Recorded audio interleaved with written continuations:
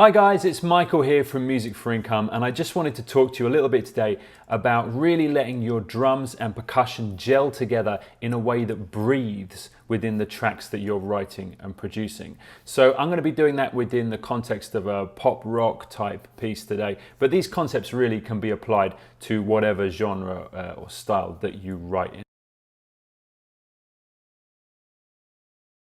First of all, let's have a listen to the drum groove that we're going to be using now.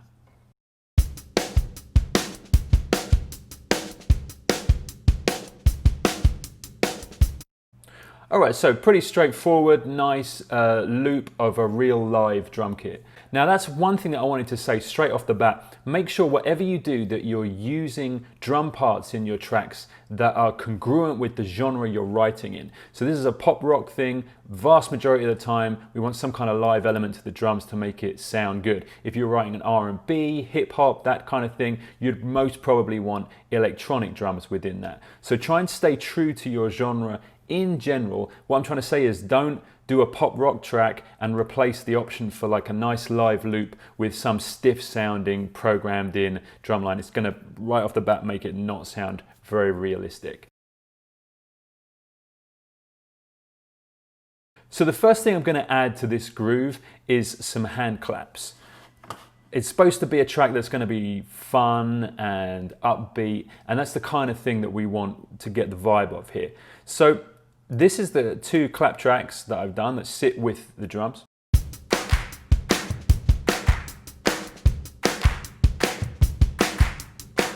Again, as you can see, very simple part going on here. But I just want you to have a listen to why there's two clap tracks on here.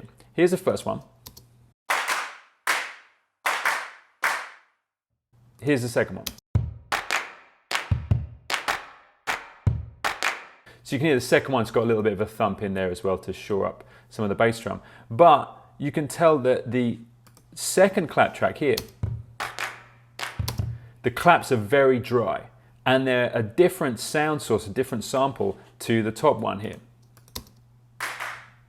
which are much more brighter. I've got a little bit of reverb on there. So by combining two different samples, we're going to get a thicker sound to those hand claps. And that's going to really help them project and carry through the mix, make them a bit thicker.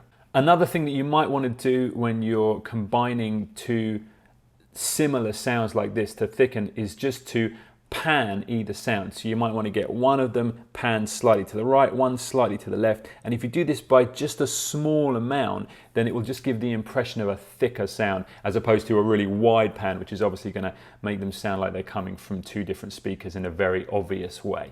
So the third element I've added in here is a little improvisation on the rim of the drum, which sounds like this.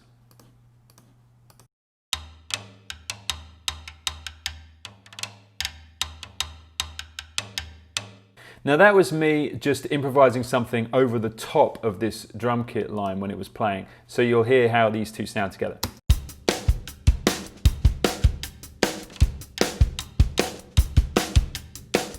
It's just subtle and just a different sound that kind of pokes above the drum line and just gives a little bit of variation and ear candy within there. The last thing I've added is a little bit of extra bass drum and a tiny bit of hi-hat on a separate track to shore up those elements of the main groove. So those on their own are this. And if we add that in with the main groove,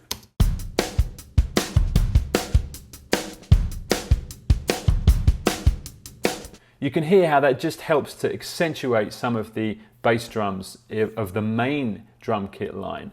And by accentuating those kicks with a different sound, again, we're going to add a little thickness and fullness to it. So let's add all those elements together and see what we have.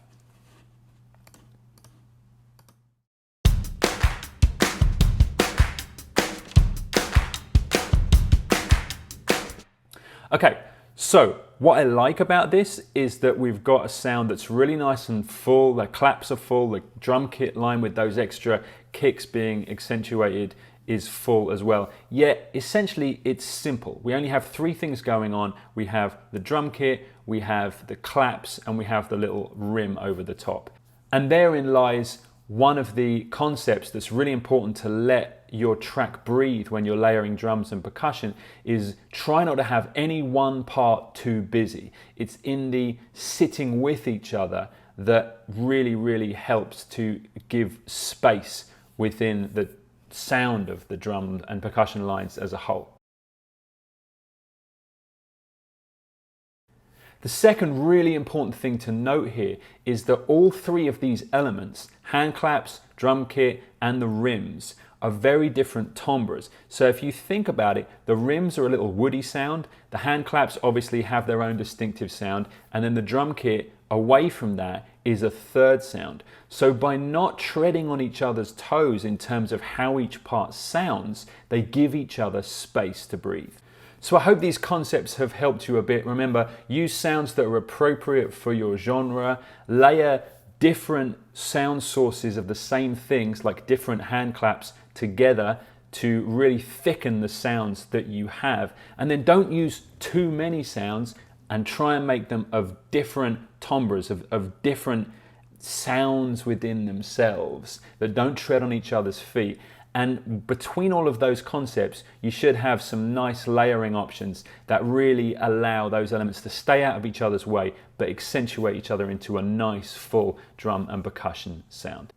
I hope you found some of this useful. It's been taken from the Library Music That Sells course, which is over at www.musicforincome.com. So if you're looking for a way to get your tracks trying to earn an income for you, click on the link in the description and you should be able to find the URL there. Head over to Music for Income and look at the Library Music That Sells course.